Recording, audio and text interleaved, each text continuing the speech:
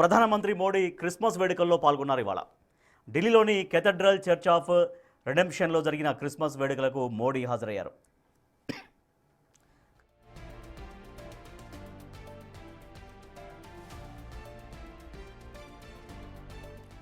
క్రైస్తవులతో కలిసి చర్చిలో మోడీ ప్రార్థనలు చేశారు.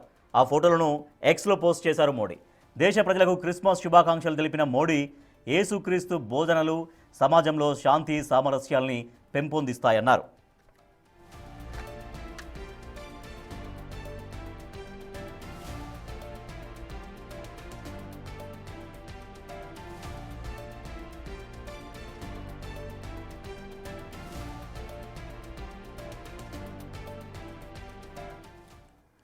ఇవాళ క్రిస్మస్ను పురస్కరించుకొని ప్రధాని మోడీ ఫస్ట్ టైం క్రిస్మస్ వేడుకల్లో పాల్గొన్నారు. ఢిల్లీలోని కేథడ్రల్ చర్చిలో జరిగినటువంటి క్రిస్మస్ వేడుకలకు మోడీ హాజరయ్యారు. ప్రత్యేక ప్రార్థనలు చేశారు. మనం చూస్తున్నాం, బైబిల్ కూడా చేతపట్టుకున్నారు ఆయన. తర్వాత శాంతి సామరస్యం కోసం, శాంతి కోసం యేసుక్రీస్తు చేసిన బోధనలు ఎంతగానో దోహదపడ్డాయి, ఎంతగానో పెంపొందిస్తాయంటూ ఆయన వ్యాఖ్యానించారు. సో మోడీ ఇవాళ క్రిస్మస్ వేడుకల్లో పాల్గొనడం, ఈ రకంగా కామెంట్స్ చేయడం కొంత చర్చనీయాంశమయ్యాయి, ఇంట్రెస్టింగ్గా మారింది. ప్రస్తుతం మనతో మోడీ క్రిస్మస్ వేడుకల్లో పాల్గొనడం పైన మనతో మాట్లాడడానికి ప్రముఖ రాజకీయ విశ్లేషకులు పెంటపాటి పుల్లారావు గారు మనకు అందుబాటులో ఉన్నారు. నమస్తే పుల్లారావు గారు. నమస్కారం. పుల్లారావు గారు, ప్రధానమంత్రి ఇవాళ ఫస్ట్ టైం క్రిస్మస్ వేడుకల్లో పాల్గొన్నారు. ఏం మెసేజ్ ఇచ్చారు ఇవాళ ఆయన పాల్గొని? చాలా పెద్ద మెసేజ్ ఇచ్చారు కదా. తర్వాత మీరు అన్నట్టుగా ఇది కొత్త కాదు. నేను చూసింది 2014 నుంచి అలసట లేకుండా ఆ చర్చికి, క్రిస్టియన్స్కి నేను ఉన్నానని చెప్పుకోవటం, సంబంధాలు పెట్టుకున్నాడు. చాలా గొప్పగా పర్సనల్ సంబంధాలు పెట్టుకున్నాడు. బిషప్స్, ఆర్చ్ బిషప్స్ అందరితో వాళ్ళకి అపాయింట్మెంట్స్ చాలా ఈజీగా ఇచ్చేస్తారు. వాళ్ళ పర్సనల్ పనులు అంటే చర్చికి సంబంధించిన వాళ్ళ పనులు ఏదైతే ఆలస్యం చేస్తూ వస్తున్నారు. అది అందరికి తెలియదు. బయట ఉన్నవాళ్ళు ఏదో కొన్ని తేడాలు ఉన్నాయి. బీజేపీకి చర్చికి తేడాలు ఉన్నాయి, లేవను, కానీ చాలా యాక్సెసిబుల్గా మాత్రం ఉన్నాయి. ఆయన ఏంటి, ఆయన గవర్నమెంట్ ఏంటి, అందరూ. ఆయన ఒక మెసేజ్ ఇచ్చేది. ఈవేళ చర్చికి సంబంధించింది, క్రిస్టియన్కి సంబంధించింది చాలా జనాభా ఉన్నారు భారతదేశంలో. 10% ఉన్నారని నేను అంచనా వేస్తున్నా. చాలామంది ఇది మనం ఊరికనే లెక్కలు ఏదో ఉన్నాయి, 1%, 2% కాదు కదా. 10%, 15%. చాలా మంది కన్వర్ట్ అయిపోయిన వాళ్ళు రీసెంట్గా చెప్పరు కదా, కుల సర్టిఫికేట్స్ పోతాయని ఉన్నా, నిజం చెప్పుకోవాలంటే. సో పెద్ద సంఖ్య ఉన్నారు. ఆ పెద్ద సంఖ్య క్రిస్టియన్స్కి, నేషనల్ ఇంట్రెస్ట్కి ఏం తేడా లేదు. వాళ్ళు కూడా అంతా దేశానికి సంబంధించిన దానికి వాళ్ళు చాలా, హిందూస్ ఎవరు, మిగతా వాళ్ళు ఎవరు, ఎక్కువ ప్రేమ చూపెడతారు, వాళ్ళు కన్విక్షన్ చూపెడతారు. సో తేడాలు ఎక్కడ లేవు. కొన్ని విషయాల్లో బీజేపీకి, క్రిస్టియన్ చర్చ్కి తేడాలు నడుస్తున్నాయి. తగ్గించుకోవటానికి ప్రయత్నం చేస్తున్నారు. అలాగే కేబినెట్లో కూడా కేరళ నుంచి క్రిస్టియన్ మినిస్టర్ ఉన్నారు, కొరియన్, జరుగుతూ ఉన్నాయి మెల్లిమెల్లిగా. అది తప్పకుండా మంచి పని చేసేదని నేను ఆనందపడుతున్నాను. ఎందుకంటే మన దేశంలో ఎవరో బయట ఉన్నారని చెప్పడం కరెక్ట్ కాదు. ఎవరు బయట ఉన్నారు, మాకు సంబంధం లేదంటే కరెక్ట్ కాదు. మనం అందరినీ కలిపి తీసుకెళ్ళాలి. తేడాలు ఉండనే తప్పులేదు. మనకి వేరే అభిప్రాయాలు ఉండనే తప్పులేదు. మనం కొన్ని ఇష్యూస్లో దేశానికి కలిసి పనిచేయాలి, దేశానికి మొదలు పెట్టుకోవాలి. అది క్రిస్టియన్ నాయకత్వం, క్రిస్టియన్తో 99.99% అందరూ అంగీకరిస్తున్నారు. వాళ్ళు కూడా నాయకత్వమే కదా. ఎక్కడ చూస్తాం అంటే పుల్లారావు గారు, మీరు చెప్తున్నట్టుగా గతం నుంచి కొంత సామరస్య పూర్వక వాతావరణం మోడీ ప్రధానిగా కల్పిస్తున్నప్పటికీ కూడా అంటే నేరుగా చర్చికి వెళ్ళినట్టుగా లేదేమో. అంటే ఫస్ట్ టైం చర్చికి వెళ్ళారు, బైబిల్ పట్టుకున్నారు, ప్రేయర్స్లో పాల్గొన్నారు. అది మొన్న ఈస్టర్ చర్చికి, ఇంకో పెద్ద చర్చికి వెళ్ళాడు ఈస్టర్ సండేకి. ఓకే. దాని ముందర డిన్నర్స్కి వెళ్తారు, ప్రైవేట్ మీటింగ్స్ చాలా జరుగుతున్నాయి. అంటే ఇది ఓపెన్గా ఈవేళ వెళ్ళటం, ఇది ఒక పెద్ద మెసేజ్. మీరు అన్నట్టుగా చాలా పెద్ద మెసేజ్. ఇది ఒక దేశవ్యాప్తంగా ఒక మెసేజ్. తర్వాత మోడీతో ఏంటంటే ఇవన్నీ డప్పులు కొట్టి వెళ్ళాడు, పని అవ్వాక అందరికి తెలుస్తాయి. సో ఎవరికి నిన్నటి వరకు తెలియలేదు కదా, ఇవాళ పొద్దున్న వరకు ఎవరికి తెలియలేదు కదా. సో ఒక సర్ప్రైజ్ ఇచ్చాడు, పెద్ద మెసేజ్ వెళ్ళింది, మంచి మెసేజ్ ఇచ్చాడు. దేశానికి మంచిది. వాళ్ళకి ఈశాన్యం ఆ ప్రాంతాల్లో క్రిస్టియన్స్ ఉన్నారు, మన రాష్ట్రాల్లో ఉన్నారు, కేరళలో ఉన్నారు. కొంతమంది 100 సంవత్సరాల క్రితం కన్వర్ట్ అయిన వాళ్ళు బ్రిటిష్ టైంలో వాళ్ళు ఉన్నారు, రీసెంట్గా ఉన్న వాళ్ళు. అందరికీ ఒక మంచి మెసేజ్ ఇచ్చేది, గుడ్ మెసేజ్ ఇవ్వాలి.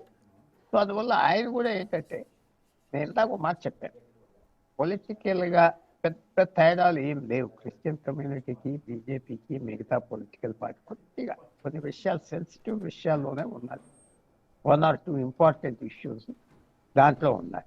అది లేకపోతే ఏం తేడా లేదు ఆ ఇష్యూ. సో ఇప్పుడు మోడీ చేసేది ఏంటంటే, మెసేజ్ ఇస్తున్నారు మధ్య తరగతి వాళ్ళకి, అందరికీ మేము ప్రభుత్వం ఇలా చేస్తున్నాం, నా ప్రభుత్వం ఇలాగ ఉన్నది, అందరికీ పెద్ద మెసేజ్ ఇచ్చేది. ఇది చాలా పెద్ద మంచి రెస్పాన్స్ వస్తుంది భారతదేశంలో అన్ని చోట్ల నుంచి. అని సో మాత్రం డెఫినెట్గా మనం భారతదేశం expect అంటే సర్వమతాల సమ్మేళనం. సో అన్ని రకాల మత సామరస్యం అనేది వెలివిరేలా అందరూ కోరుకుంటాం. ఎవరికి ఏ మతం ఒక్కొక్క మతాన్ని గౌరవించుకుంటూనే మత గొడవలు లేని దేశమే అందరం కాంక్షిస్తుంటాం. అయితే ఇప్పుడు హిందుత్వం అనేది ఎక్కువగా బీజేపీ పైన ముద్ర ఉంది, తన ప్రధానమంత్రిగా తన పైన చాలా బలంగా ఉంది, కాబట్టి దాని నుంచి బయటపడాలి, ఈ రకంగా బహిరంగంగా ఇట్లా వేడుకల్లో పాల్గొనడం వల్ల ఆ ముద్ర నుంచి బయటపడవచ్చు అన్నటువంటి ఆలోచన కూడా, ఒక పాజిటివ్ ఆలోచన కూడా ఆయన చేసి ఉంటారా? అది అది నేను అనుకుంటున్నా, ఆయన ఇచ్చే డెఫినేషన్ హిందుత్వానికి బయటపడక్కర్లేదు, హిందుత్వ ఏంటో ఆయన ఎక్స్ప్లెయిన్ చేస్తున్నారు. ఆయనకు ఆలోచన బట్టి మీరు అన్నది ఏంటి, హిందుత్వ బట్టలు వదిలేసి బయటికి రావద్దు, అలా కాదు, ఆయన ఎక్స్ప్లెయిన్ చేస్తారు ఈ మెసేజ్ ద్వారా. హిందుత్వ అంటే మేము కొన్ని కోర్ ఇష్యూస్, భారతదేశానికి సివిలైజేషనల్ ఇష్యూస్, సివిలైజేషనల్ అంటే నేను డిఫెండ్ చేస్తున్నాను కదా, ఎక్స్ప్లెయిన్ చేస్తున్నాను వాళ్ళు అన్న మాటలు మనం ఎలా తీసుకోవచ్చు. ఫర్ ఎగ్జాంపుల్ ఆర్ఎస్ఎస్ ఏమంటున్నారు, ఒక టైంలో అందరూ హిందువులే కదా అన్నారు, ఎవరు ఆర్ఎస్ఎస్ చీఫ్ భగవాన్, అది కరెక్టే ఒక టైంలో. తర్వాత ఏమంటున్నాడు, మనం వేరే మతాలు ఉండినా అందరి దగ్గర ఒక కామన్ సివిలైజేషన్ కల్చర్ ఉన్నది కదా, అది కరెక్టే కదా చాలా వరకు. ఇవాళ నిన్న మొన్న మీరు బొమ్మలు చూస్తుంటే క్రిస్టియన్ మతంలో కొబ్బరికాయలు కొడుతున్నారు దేవుళ్ళకి, చూశారు కదా మీరు, ఆ డప్పులు మేళాలు. చెప్పండి. సో అవన్నీ వాళ్ళు ఎక్స్ప్లెయిన్ చేస్తున్నారు. నేను చెప్పేది హిందుత్వ అంటే మేము ఎవరైతే మిగతా మతాలు పుచ్చుకున్నారు తీసుకెళ్ళిపోయారో వాళ్ళు తిరిగి రావాలి అంటలేదు, కానీ మా కోర్ ఇంట్రెస్ట్ అని ఎక్స్ప్లెయిన్ చేస్తున్నారు, అదొక మెసేజ్ ఆయన అనుకున్నారు. ఇది ఒక విశేషం ఏంటంటే, నరేంద్ర మోడీ చేసింది 11 సంవత్సరాలు 12 సంవత్సరాల్లో ఒక లైన్ తీసుకొచ్చాడు. ఆ లైన్ ఎందుకు వచ్చింది, ఇది రియాక్షన్గా వచ్చింది. రియాక్షన్ ఎప్పుడు మీరు జ్ఞాపకం పెట్టుకోండి, ఫిజిక్స్లో ఒక రూల్ ఉన్నది, every action has a reaction. Every action, ప్రతి యాక్షన్కి ఒక రియాక్షన్. ఒక ఒక ఒక సౌండ్ చేస్తే సౌండ్కి యాక్షన్, రియాక్షన్. ఇది వచ్చింది రియాక్షన్. మనం 10-15 నిమిషాల్లో ఈ రియాక్షన్ ఏంటి, ఎక్కడి నుంచి వచ్చిందంటే ఇది రియాక్షన్ వచ్చింది. మిగతా మతాల్లో యూనిటీ చూసిన తర్వాత మీరు అన్నది ఏంటంటే, హిందూయిజం పుస్తకానికి సంబంధించిన ఒక బుక్కి రిలీజియన్ బుక్ ఉండిన మతం కాదు, మల్టీ థియిస్ట్ అంట. మల్టీ థియిస్టిక్ అంటే ఎన్నో దేవుళ్ళని నమ్ముతాం, ఎన్నో విషయాలు ఆ సముద్రం. మిగతా రిలీజియన్స్ వాళ్ళకి మెయిన్ బుక్ ఉంటుంది, ఖురాన్ అవ్వచ్చు, బైబిల్ అవ్వచ్చు, జ్యూస్కి ఒక బుక్ ఉన్నది, బుద్ధిస్ట్ కూడా ఒక రకమైన ఇవన్నీ ఎక్స్ప్లెయిన్ చేస్తున్నారు. ఎక్స్ప్లెయిన్ చేయడం, for example Kerala Christian, Syrian Christians అని ఉన్నారు. ఇప్పుడు వెళ్ళి చర్చి వాళ్ళదే అవ్వు ఉంటుంది, లేకపోతే ఇది ఒక రకమైన బ్రాంచ్ క్రిస్టియన్స్. సిరియన్ క్రిస్టియన్స్ అని ఎక్కువ క్రిస్టియానిటీ ఉండేది కేరళలో. సిరియన్ క్రిస్టియన్, సిరియా నుంచి 2000 సంవత్సరాల క్రితం ఆ దేశం నుంచి వచ్చారు, అప్పుడు కన్వర్ట్ అవ్వామంట. అప్పుడు ఎవరు కన్వర్ట్ అవ్వారంటారు, వాళ్ళ హిస్టరీ ప్రకారంగా సిరియన్ క్రిస్టియన్స్. మేము అప్పర్ కాస్ట్ వాళ్ళు కన్వర్ట్ అవ్వారు. అది చాలా దేశంలో క్రిస్టియానిటీలో ఎన్నో రంగులు ఉన్నాయి, ఎన్నో వాసనలు ఉన్నాయి, ఎన్నో తీరులు ఉన్నాయి, ఎన్నో నదులు ఉన్నాయి. అన్నింటికీ ఒక పెద్ద మెసేజ్ నరేంద్ర మోడీ ఇస్తున్నారు. నేను రాజకీయంగా ఏదో లాభం వచ్చేస్తుంది అది కాదు, ఆయన మీద, ఆయన పార్టీ మీద ఆ డిస్ట్రస్ట్, భయం అనుకోండి, అపార్థం అనుకోండి, తగ్గిస్తున్నది కదా ఆటోమేటిక్గా. అవును. ఈవేళ ఆ కోట్ల మంది ఏం చూస్తారు ఈవేళ? ఆయన మిగతా క్రిస్టియన్స్ లాగా వెళ్ళాడు, బైబిల్ పట్టుకున్నాడు, చదువుతున్నాడు, మర్యాదపూర్వకంగా నిలబడ్డాడు, క్రిస్టియన్స్ వచ్చారు. అలా పెద్ద మెసేజ్ ఇది ప్రపంచవ్యాప్తంగా. ఇది గొడవ చేయాలంటే సమయానికి చేశాడు. కొన్ని ముందలు చేస్తుంటే ఈ సమయానికి చేశాడు. ఇప్పుడు నరేంద్ర మోడీ నాలాంటి వాడికి కొన్ని విషయాల్లో అద్భుతమైన సక్సెస్, కొన్ని విషయాల్లో ఫెయిలియర్. ఆర్థిక వ్యవస్థ, వ్యవసాయం అనేది ఫెయిలియర్. కానీ డిఫెన్స్లో, దేశ రక్షణలో, దేశ గౌరవంలో, లాంగ్ టర్మ్లో చాలా ధైర్యమైన నిర్ణయాలు తీసుకున్నాడు. చైనా ఏంటి, పాకిస్తాన్. అది క్రిస్టియన్ కమ్యూనిటీ కూడా చాలా ఇష్టం, చాలా ఇష్టం. ఆయన తీసుకున్న స్టెప్స్ ఇంటర్నేషనల్గా చాలా ఇష్టం. సెక్యూరిటీ చాలా ఇష్టం. పాకిస్తాన్ అటాక్ ఇష్టం, చైనా అటాక్ ఇష్టం, అన్నీ ఇష్టం. కొన్ని తేడాలు ఉన్నాయి, అవి తగ్గించుకోవటానికి. మీరు అన్న మాట హిందుత్వం నుంచి బయటకు కాదు. హిందుత్వ ఆయన నమ్మేది ఏమిటి? హిందుత్వాన్ని ఎక్స్ప్లెయిన్ చేస్తున్నారు, మాటలు అనకుండా ఎక్స్ప్లెయిన్ చేస్తారు. రైట్. పుల్లారావు గారు, ఇప్పుడు దేశంలో ఉన్నటువంటి క్రిస్టియన్స్ ఒక మెసేజ్ ఆయన ఇద్దామనుకున్నారు, సరే ఇచ్చారు, అంటే ఒక పాజిటివ్ కోణంలో ఇచ్చారు. ఎట్ ద సేమ్ టైం అదే మెసేజ్ని వాళ్ళ క్రిస్టియన్స్ ఎట్లా తీసుకుంటున్నారు? ఎస్, ఒక ప్రధానమంత్రి నేరుగా అక్కడికి రావడం, ఈ రకంగా ప్రార్థనలో పాల్గొనడం పట్ల అనేది వాళ్ళు ఎట్లా ఫీల్ అవుతారు ఒకటైతే, ప్రపంచ దేశాలకు కూడా ఇచ్చినటువంటి మెసేజ్ ఏంటి? మన దేశంతో పాటుగా ప్రపంచ దేశాలకు ఎటువంటి మెసేజ్ ఇచ్చారు మోడీ? చాలా పెద్ద మెసేజ్ ఇచ్చారు ప్రపంచ దేశాలు. ఆయన మీద కొంతమంది ఎన్జిఓలు వాళ్ళు ఉన్నారు కదా. ఇప్పుడు మనం ఉన్నాయి చెప్పుకునే మాటలు కొన్ని ఫ్రాంక్గా చెప్పుకోవాలి. ఎస్టాబ్లిష్డ్ చర్చెస్ అన్నారు. 2000 సంవత్సరం, 1000 సంవత్సరాల నుంచి వచ్చిన చర్చెస్ కేరళలో వేరు. జ్ఞాపకం పెట్టుకోండి. వాళ్ళు బ్రిటిష్ రాకముందు నుంచి ఉన్న చర్చెస్. సిరియన్ క్రిస్టియన్స్ ఎవరు పెద్దవాళ్ళు అంటే చాలామంది మన ఐఏఎస్, ఐపీఎస్లో ఉన్నవాళ్ళు వాళ్ళే. పిసి అలెగ్జాండర్ అని గవర్నర్ చేశాడు, ఫేమస్ మ్యాన్ ఆయన కూడా. అలాంటి ఎలీట్ అందరికీ ఇది ఒక మెసేజ్. నేను సక్సెస్ఫుల్గా ఉన్నాను, మిమ్మల్ని అందరినీ కలుపుకుంటున్నాం, మీరు రావాలి, మీరు రీచ్ చేయాలని స్పష్టంగా చెప్తున్నారు. అందువల్ల ఇది వాళ్ళు కూడా చాలా డైజెస్ట్ చేస్తారు. ఎవరైనా మీకు నాకు తేడాలు ఉంటే మీరు ఒక అడుగు మొదలేస్తే నేను అడుగు మొదలయ్యేలా రిజెక్ట్ చేయాలి. మొదటిసారి రిజెక్ట్ చేస్తాను, రెండోసారి రిజెక్ట్ చేస్తాను, మూడోసారి యాక్సెప్టెన్స్ కొంతవరకు వస్తుంది. తప్పకుండా ఆయన చేయాలి. ఇది మంచి పని, చాలా మంచి పని, తప్పులేదు. కొన్ని తేడాలు ఉన్నాయి, పెద్ద తేడాలు ఉన్నాయి. ఆ తేడాలు కూడా మీరు మారాలి అని క్రిస్టియన్స్ అంటే వీళ్ళు మారు, మీరు మారాలంటే వీళ్ళు మారు. ఒక 2 విషయాలు, ఆ 2 విషయాల్లో ఏదో మధ్యదారి తీసుకుంటే బాగుంది. ఫర్ ఎగ్జాంపుల్, చైనాలో క్రిస్టియానిటీ ఎలా డీల్ చేస్తారు మీకు తెలుసా? తెలియదు. చెప్పొచ్చా? టైం ఉంటే చెప్తా. వాళ్ళు ఏమంటారంటే చైనా మీరు ఆఫ్టర్ ఆల్ పోప్కి చెప్పారు. పోప్ అంటే రోమన్ క్యాథలిక్ చర్చ్, 1000-2000 సంవత్సరాల చరిత్ర ఉన్నది పోప్కి. ఆయనకి చెప్పారు, నువ్వు ఇష్టం వచ్చిన వాళ్ళని ఇక్కడ బిషప్స్గా అపాయింట్ చేయడానికి వీల్లేదు, నీ ఇష్టం వచ్చిన వాళ్ళని ఇక్కడ ప్రమోషన్ చేయడానికి వీలు లేదు, మేము పేర్లు పంపిస్తాం, దాంట్లో నువ్వు సెలెక్ట్ చేసుకోవాలి.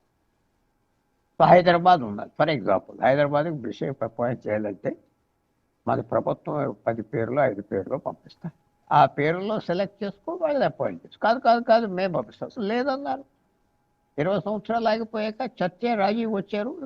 వీళ్ళు కూడా కొంత ముందరకు వచ్చారు, చైనీస్ ముందరికి వెళ్ళిపో. సో చర్చ్ కూడా కాంప్రమైజ్ అవుతారు. చర్చి, క్రిస్టియన్ చర్చ్ అంటే రోమన్ క్యాథలిక్ పోప్సే కాదు, చాలా మంది ఉన్నారు. వాళ్ళు ముందరికి వెళ్ళాలి. కాంప్రమైజింగ్ నేచర్ కూడా కఠినంగా ఉండవు, అడ్జస్ట్ అవుతాం. సో అందువల్ల మనం చూడవలసింది ఏంటంటే ఇది ఒక పెద్ద మెసేజ్, మంచిది. అది చాలామంది డైజెస్ట్ చేసుకుంటారు, దేశానికి మంచిది. అందుకంటే ముందర చెప్పాను కదా, క్రిస్టియన్ ఎలీట్లో కూడా చాలామంది క్రిస్టియన్, పెద్ద సర్వీస్, పెద్ద రైటర్స్, పెద్ద వ్యాపారం. అంటే పుల్లారావు గతంలో ప్రధానిగా, ఇవాళ ఎట్లాగో వాజ్పేయి గారు జయంతి కాబట్టి వాజ్పేయి గారు అందరి వాడిగా ఆయన పేరు తెచ్చుకున్నారు.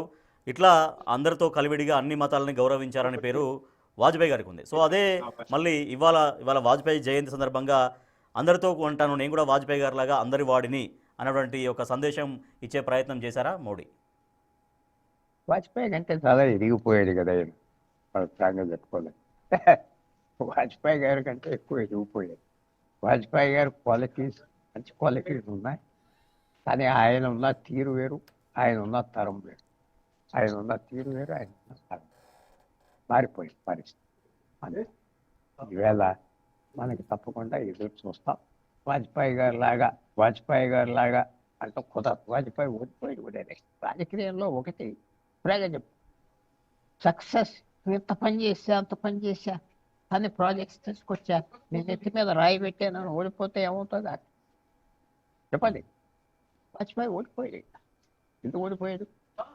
నరేంద్ర మోడీకి ఉన్న ఇంటెలిజెన్స్ ఆ ఎలక్షన్ లేదు. మంచివాడు, పెద్దవాడు, అలాంటి వాడు కలిసాను కూడా చాలా హ్యాపీగా ఉంది. Good personality. అందువల్ల కంపారిజన్ కాదు, ఈయన ఎక్సీడ్ అయిపోయాడు. ఆ రోజులు వేరు, ఈ రోజు. ఓకే. 1999లో భారతదేశం వేరు, ఈవేళ 25లో భారతదేశం వేరు. 2 తరాలు మారిపోయింది ప్రపంచం, 2 తరాలు. ఇవన్నీ మార్పు వచ్చింది. సో కంపారిజన్ కరెక్ట్ కాదేమో అనుకుంటా. కరెక్ట్ కాదని నేను అంటలేదు, కరెక్ట్ కాదేమో. ఈయన ఒక స్టెప్, పెద్ద స్టెప్ తీసుకున్నాడు. కానీ నేను ముందల నుంచి ఎన్నో స్టెప్స్ చేస్తా వచ్చి. సో ఇది రాజకీయంగా కూడా, రాజకీయ కోణంలో కూడా చూస్తే ఇప్పుడు మోడీ వెంట క్రిస్టియన్స్ కదులుతారా? భవిష్యత్తులో క్రిస్టియన్ ఓట్ల కోసమే మోడీ సరే ఇవాళ చేసింది ఒక మంచి ప్రయత్నం అయినప్పటికీ కూడా ఓట్ల కోసమే ప్రయత్నం చేశారనే ఒక విమర్శ డెఫినెట్గా వస్తూ ఉంటుంది. సో ఇది క్రిస్టియన్స్ అందరూ కూడా నరేంద్ర మోడీకి అనుకూలంగా ర్యాలీ అయ్యే అవకాశం ఉంటుందా? క్రిస్టియన్ అందరూ ఎప్పుడు అవ్వరు, హిందూస్ అందరూ ఎప్పుడు అవ్వరు. ఏ కులము ఎవరి వెనకాల ఎలక్షన్ లేదు, ఎవరి కులాల వెనకాల ఎలక్షన్ లేదు. పెద్ద మార్పులు ఉన్నాయి. వాళ్ళు హాస్టిలిటీ తగ్గిపోతే నీకు చాలు కదా. హాస్టిలిటీ అంటే మనం ఓటుకి వెళ్ళాలి, ఓటు వ్యతిరేకం వేయాలి, డబ్బులు అక్కర్లేదు, వీటిని తీసేయాలని కొన్ని కమ్యూనిటీలు ఆ ఊపులో ఉన్నారు కదా. అది ఒక 10%, 15% క్రిస్టియన్ కమ్యూనిటీలో తగ్గితే సరిపడుతుంది. వాళ్ళ కోపం, వాళ్ళ అనుమానం కొద్దిగా తగ్గితే చాలు కదా. ఆయనకి కొద్దిగా తగ్గితే చాలు కదా. నువ్వు ఓట్ల కోసం, అవును ఓట్ల కోసమే చేస్తున్నారు, లేదా వీళ్ళు ప్రేమ కోసం చేస్తున్నారా? మిగతా ముఖ్యమంత్రులు, మిగతా పార్టీ వాళ్ళు ప్రేమ కోసం చేస్తున్నారా? ప్రేమ కాదు కదా. తెచ్చుకుని అధికారంలో కూర్చొని ఒక పరిపాలించే వాళ్ళు ఉంటారు, రోగ్స్ కూడా ఉంటారు. అందరికి మనకు తెలుసు ఎలాంటి తేడాలు ఉన్నాయో, ఎలా మిస్యూజ్ చేస్తారు. అది ప్రేమతో చేస్తున్నారా ఓట్లకి, లేకపోతే అది కోసం చేస్తారు? పిల్లికి భిక్షం పెట్టిన వాళ్ళు ఓట్లకి ఇచ్చి కొంటారు కదా. కొట్టలేదంటే ఓట్లు అంటే నేను ఒప్పుకోను. మీరైతే ప్రపంచంలో లేరు, స్టూడియోలోనే 24 గంటలు కూర్చుంటున్నారు అనుకుంటా. ఇది ఒక పొలిటికల్గా మంచి స్టెప్, కానీ దేశానికి మంచి, పొలిటికల్గా దేశానికి మంచి స్టెప్ అయితే పాలిటిక్స్కి కూడా మంచిది. చెప్పండి, దేశానికి మంచిది అయితే పాలిటిక్స్కి మంచి. మంచి పాలిటిక్స్ చేస్తే దేశానికి మంచిది. పాలిటిక్స్ చేయమంటాను, ఒకే కులానికి చేస్తా, ఒకే మతానికి చేస్తా, నాకు ఓట్లు వేస్తారు అన్న వాళ్ళు దొంగ. అందరికి చేసుకో, అందరికి చేస్తానని చెప్పు, అందరికీ అది మంచిది కదా. Country vote game, cost game ఉండదు కదా. నీ కులం చేస్తా, కులం చేస్తా, నీకు ఇది ఇస్తా, అది ఇస్తా, అది తోసేస్తాను కదా. అది మన దేశంలో ఉన్న టార్గెట్. నేను ఈవేళ very happy at this. Happy Christmas. Christian స్కూల్లో నేను చదువుకున్నా, క్రిస్టియన్ కాలేజ్లో చదువుకున్నా. ఫారెన్ మిషనరీస్ కింద చదువుకున్నా, జ్ఞాపకం పెట్టుకోండి ఒకటిలో. సో ఈ మతం గురించి మీ అందరికంటే కొద్దిగా ఎక్కువ తెలుసు. Right. Thank you so much Bendapati Pullarao గారు, మీరు లైవ్లో జాయిన్ అయినందుకు.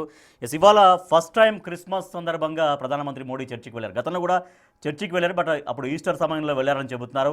బట్ క్రిస్మస్ సందర్భంగా ప్రధానమంత్రి మోడీ చర్చికి వెళ్ళడం, అక్కడ ప్రత్యేక ప్రార్థనలో పాల్గొనడం దేశ ప్రజలతో పాటుగా, ఒక భారతదేశంతో పాటుగా ప్రపంచ దేశాలకు కూడా ఒక మంచి మెసేజ్ ఇచ్చారు ప్రధానమంత్రి నరేంద్ర మోడీ అని చెబుతున్నారు రాజకీయ విశ్లేషకులు.